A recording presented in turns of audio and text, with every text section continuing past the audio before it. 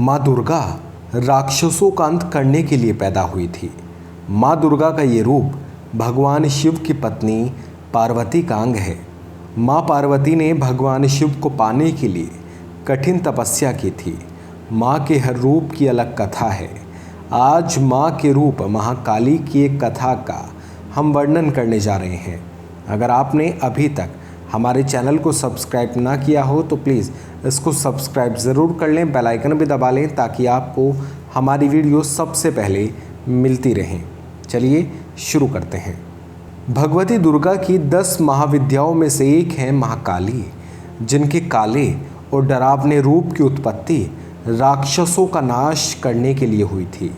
ये एकमात्र ऐसी शक्ति है जिनसे खुद काल भी भय खाता है। उनका क्रोध इतना विकराल रूप ले लेता है कि संपूर्ण संसार की शक्तियाँ मिलकर भी उनके गुस्से पर काबू नहीं पा सकती। उनके इस क्रोध को रोकने के लिए स्वयं उनके पति भगवान शंकर भी उनके चरणों में आकर लेट गए थे। इस संबंध में शास्त्रों में कथा वर्णित है जो इस प्रकार है। दैत्य रक्तबीज ने कठोर तप के बल पर यह वर पाया था कि अगर उसके खून की एक बूंद भी धरती पर गिरेगी तो उससे अनेक दैत्य पैदा हो जाएंगे। उसने अपनी शक्तियों का प्रयोग निर्दोष लोगों पर करना शुरू कर दिया। धीरे धीरे उसने अपना आतंक तीनों लोकों पर फैला दिया। देवताओं ने उसे युद्ध के लिए ललकारा। भयंकर युद्ध का आगाज हुआ।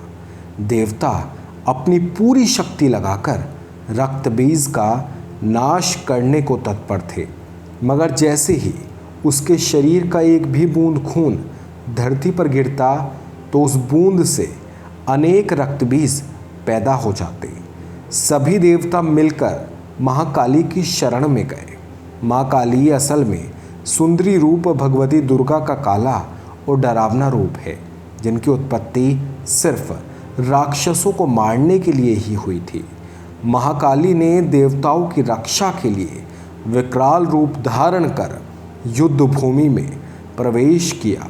माँ काली की प्रतिमा देखें तो देखा जा सकता है कि वो विकराल माँ है, जिसके हाथ में खप्पर है, लहू टपकता है तो गले में खोपड़ियों की माला है, मगर माँ की आँखें और हृदय से अपने भक्तों के लिए प्रेम की गंगा बहती है।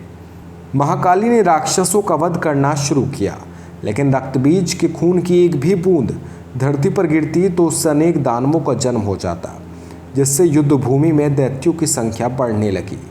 तब माँ ने अपनी शक्तियों को बढ़ा दिया। दानवों का एक बूंद खून धरती पर गिरने की बजाय उनकी जंघा पर गिरने लगा। वो लाशों के ढेर लगाती गई और उनका खून पीने लगी।